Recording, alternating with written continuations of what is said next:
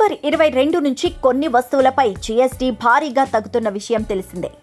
దీంతో చాలా మంది ఈ తేదీ తర్వాతే వస్తువులు కొనాలని ఆలోచనలో ఉన్నారు.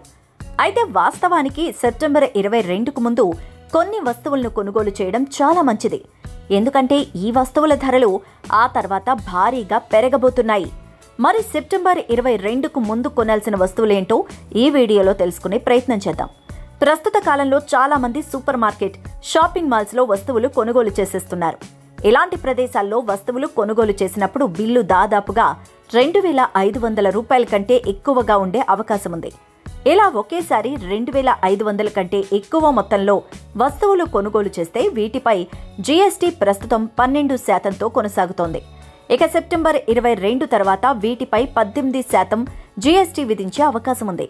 అందువల్ల ఈ మొత్తంలో వస్తువులు కొనాలని అనుకుంటే సెప్టెంబర్ 22 కంటే ముందే కొనుగోలు చేసేయండి.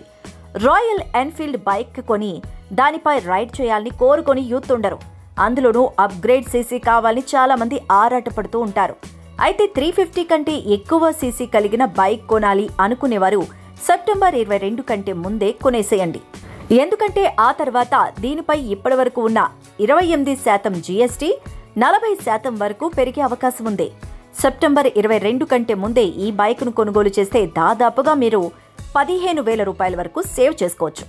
అలాగే కొందరు పార్టీస్ ఇవ్వాలని అనుకుంటుంటారు. ఇలాంటి వారు సెప్టెంబర్ 22 కంటే ముందే ఇస్తే బెటర్. ఆ తర్వాత వీటిపై కూడా జీఎస్టీ అధికంగా పెరిగే అవకాశం ఉంది.